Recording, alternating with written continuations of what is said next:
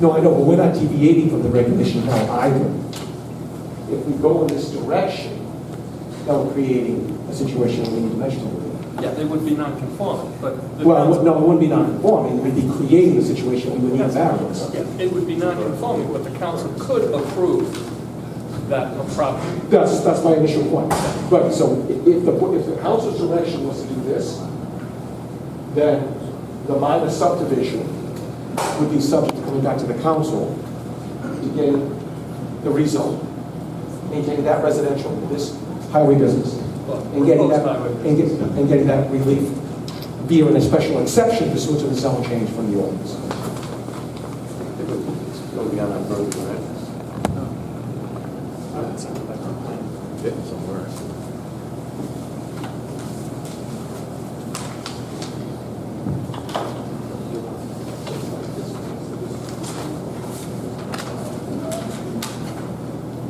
I think that it would be a compromise so that everybody, not everybody would be happy with, but I think it would be better than what's proposed. I think for the people that are concerned about the business highway going right into their residence. So, Mr. Chair, Council President, excuse me, and I'm not sure if I should ask through your council. As opposed to going back to planning, if the council saw fit to approve the BH zone for the parcel that we've been talking about, with the appropriate setback, as Mr. Kravitz had suggested, that would be a buffer. So you make it all BH, but there's going to be a buffer that cannot be utilized. Would that be a satisfactory compromise on that topic? And that's for you folks to consider, but we would be amenable if you saw fit to change the zone with the appropriate buffer, which I think Mr. Kravitz properly described. And I think Mr. Russo would be agreeable to that. That would allow for the house to get developed. We would agree with Mr. Pendergrass's suggestion that this road would have to meet town standards. Keep the unique shape of this lot B that's been created, and it all sort of folds in. It's a compromise that I think tries to address the concerns you all have correctly raised. One other thing while I'm here. The plans that were submitted, under Note 2, there's a typographical error. So I can either submit new plans, or we can stipulate that the plans we have at number 2 suggests 2.99 acres. The correct amount is 4.45 acres. So would you prefer new plans or just stipulate that? Submit it in writing. Just submit the correct plan. So I'll submit it now. Yeah, initially. This is the new plan which has the corrected map. So can I offer this as part of petitioner's presentation?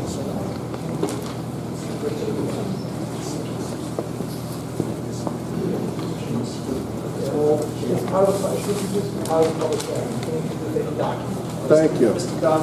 Yes. So the buffer would be, if this council were to consider granting business highway to Plat 4, Lot 144, there is an abutter there on Victory Highway, AP4, Lot 168, his last name is Cowell. I want to make sure that I heard you correctly. There would be a, how many foot buffer between the business highway and Mr. Cowell's? To your right, go to your right. Keep going. You see Victory Highway? Yeah, no, okay, keep coming. You actually have Right there. Right there. You see that property? Mr. Cowell's property? Yeah. Okay. What type of buffer would be offered to protect his privacy? Well, the plan shows a dotted line that's 50 feet, but then whatever screening is there would remain there.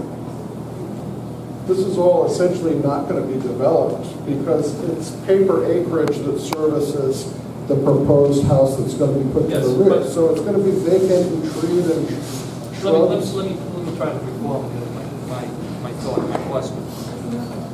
If, as Mr. Pimentel had suggested, the back portion of that was residential, would it be residential to abut Brock property, Rodovich property, Coney property, and Meager property? Yes. All of that, right? Yes. Yes. So I just want to record this while I'm asking these questions. Is that correct, Jeff? Yes. It currently is residential. If you're looking to do a minor subdivision, create a lot. With that lot, transfers would have 232 plus 226 feet, the full length of what it cut. If you took the northwestern portion of Plat 4, Lot 144, and made that all residential, I believe from hearing Mr. Radovich, I've only heard one neighbor say he'd rather see that residential. Is that correct, Mr. Radovich? Is that correct? Yeah, if we all see that stay residential. Okay. And then to the east of that, there is a question, I have a question about Mr. Cowell's property, about as far as a buffer now. 150 feet?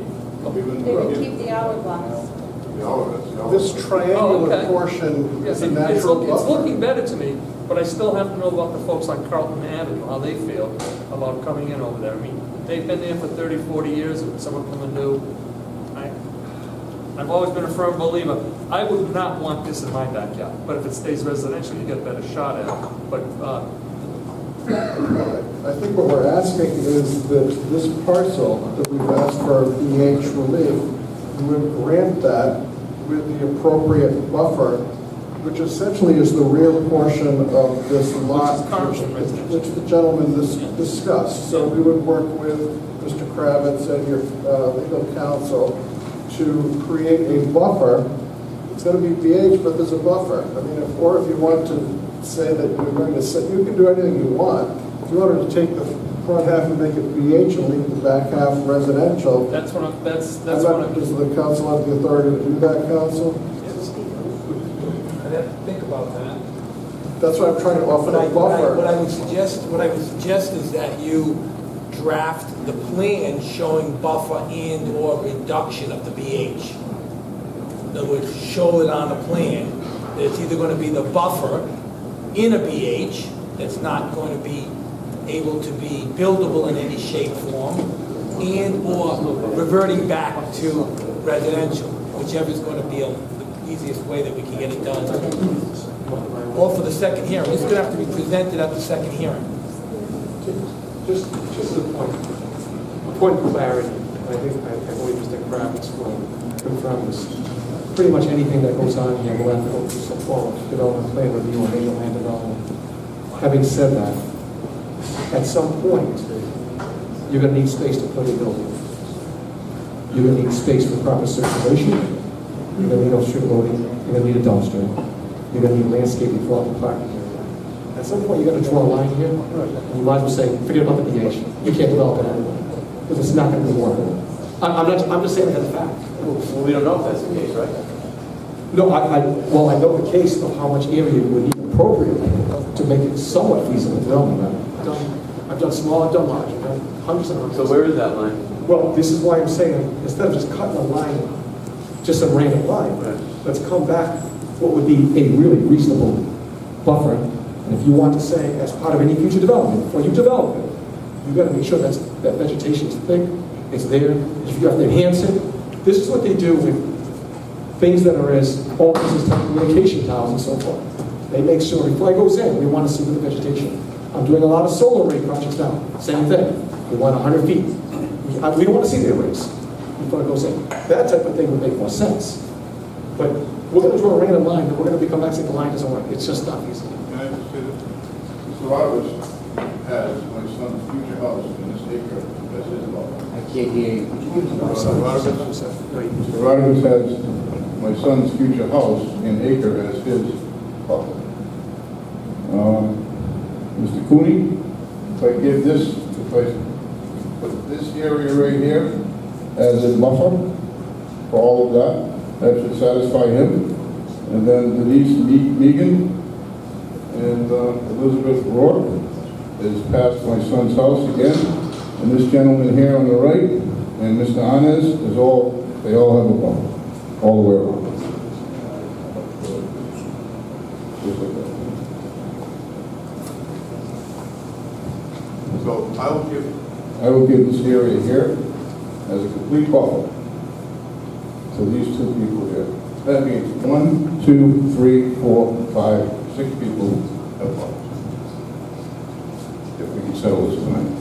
Unfortunately, we can't vote. We can't put it in the vote. The zoning has to have two meetings. So it's kind of, that's why I think we're kind of, I don't know if we're one kind of strange territory here, because there's two people that are not sitting at this table that are going to be part of this decision-making process. No, they just need to read the transcript.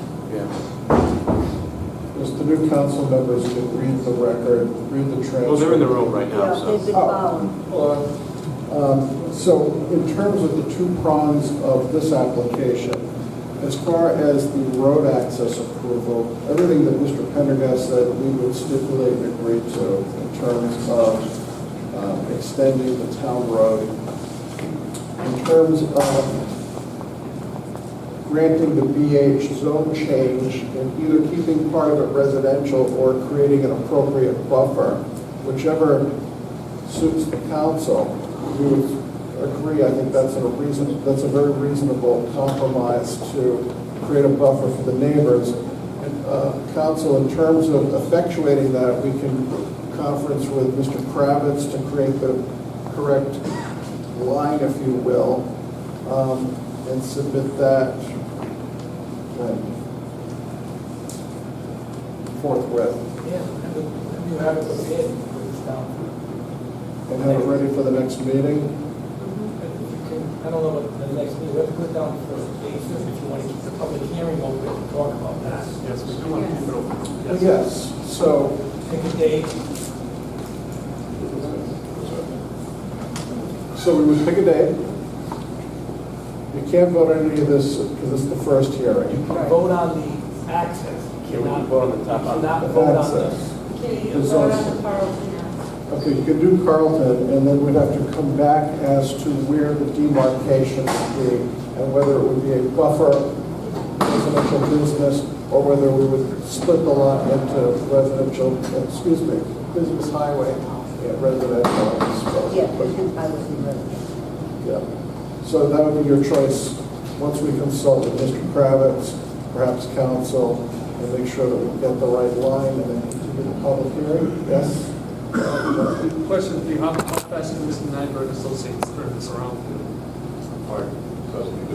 Yeah, like, you're gonna have to have a registered land surveyor draw those lines for you. Split the lot. To create the buffer or. Sure, you don't really. Okay.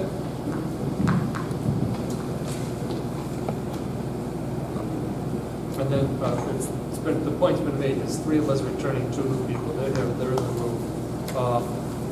And I personally want to hear from the neighbors. I need to see, when we say it's public comment, open public meeting, people sit there and they don't say, Mr. Radovich got up, he's in a butter, Mr. Inez got up, Mr. Coney got up. There's a lot of people out there. Yeah, there's a lot of people out there that this is going to impact. And I just want to make sure that I hear from, if they don't show up and they don't speak, well, shame on them. But I really would like to hear, I don't know Paul and Denise Meager, I'm sorry if I'm pronouncing their name incorrectly. Then we have Mr. Cowell, he's in a butter, that would be affected if this proposed business highway gets approved, so. Well, they had the same opportunity to be here as everybody else. I get it. That's why we're going to continue the meeting. Excuse me, so can we vote on the access for Carlton Well, tonight? here's my problem with No, that. we still have a public. The reason why I'm hesitant to vote on the access road tonight is because they go in hand, right? So we could pass the access road tonight, then the next council come along and they could deny the business highway and the whole thing falls apart. Or vice versa. It has to be done. I think, I'd like to vote on it, but I think the smart move would be to have both issues be voted on at the same time. We continue the public hearing. And continue the public hearing, because you can't pass one without the other. Yes, ma'am? Yep. Sir, can you give her the mic? Mr. Russo, can you give her the mic? I'm Christine Conway, Tunnecliff, 7 Sunnycrest Avenue. I'm sorry, I can't hear you. Christine Conway. You're speaking to the mic, but not too Not close. that loud. I will try again. Christine Conway, Tunnecliff, 7 Sunnycrest Avenue. And my question about the residential driveway, if it abuts the commercial property, will trucks be allowed to go from that residential driveway through the commercial driveway and come out onto Carlton? We close the truck. I don't know. We close the truck. The only reason I ask is the property on 102, which I believe is residential currently, over the past few years has been cleared and kind of graded, and then other cars have been parked on that property. So I didn't know if that was following the rules of that property to begin with. There is currently access that they can, from the back of their business, get to the residential. And that is the direction I would like them to take during construction of the house, rather than sending the trucks through Carlton. But Carlton is a private driveway, and it shouldn't open access for anyone coming from the business side coming up Carlton. I mean, it would just be the homeowner if he's going to work, but at the same time, even during construction of the home, I'd like it to come from the business side. No big trucks. Carlton's a tough road. It is a tough It's a road. tough There are road. lots of little kids who live on those corners. Right. And we complain And about the so traffic during and the the speed of traffic construction, it already. really, I mean, you will have construction trucks if we go forward and a truck and a road needs to be put in. But during construction of the house, I like to see that they're coming from the other side. And it's not going to be an open access that they can go back and forth. Thank you. We would agree and concur with both of those suggestions. Thank you. No, hold on, wait, that was, come on up. Come on, yep, sir, come on up. Mr. Let's go, Mick. Conley.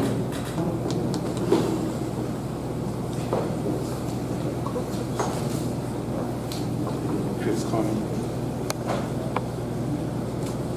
I think there are, Talk to the mic. oh, I'm sorry. I think there are so many areas that we should look at. What the people that live in that neighborhood are saying, that it will be fine to keep the place as residential as it is, because their property values, their way of life is at stake here. It's not because they want to build a house is fine. That's what it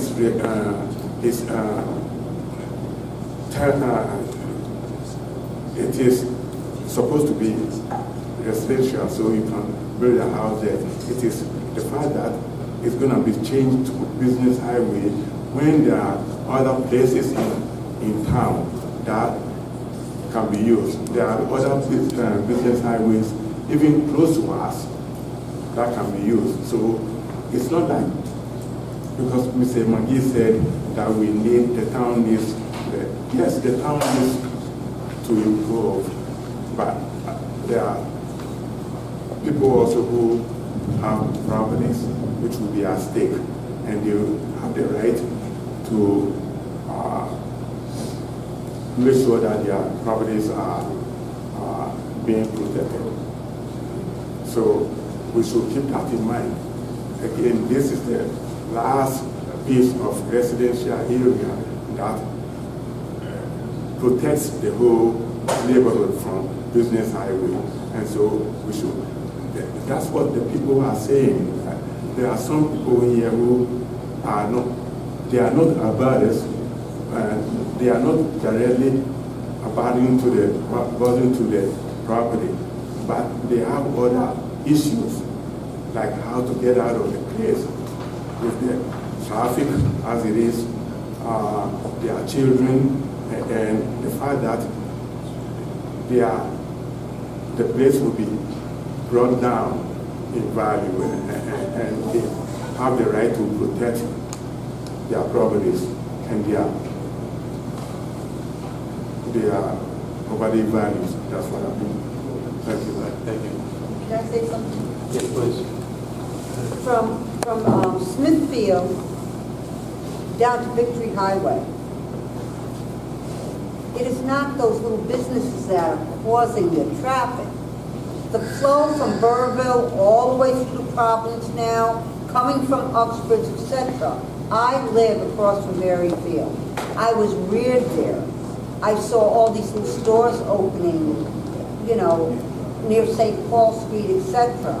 If you think you have trouble getting out of from Union Square to St. Paul Street, which is, the road is not as wide, we don't have sidewalks. It's something that places like really Dowling Village, people going there or people going back and forth to work. But it's not the small hairdresser on the side of the highway or a Dunkin' Donuts necessarily on the side of the highway. It's going to be developed. Would I like to go back when I was a kid and it wasn't there and we could ride our bikes everywhere? Absolutely. But we're past that. At least your houses are protected, the businesses at the edges. I don't care if you slow down, you cut the driving as far as how fast it can go, it's still going to happen. You know, with progress, we take 2 steps forward and maybe 1 step back.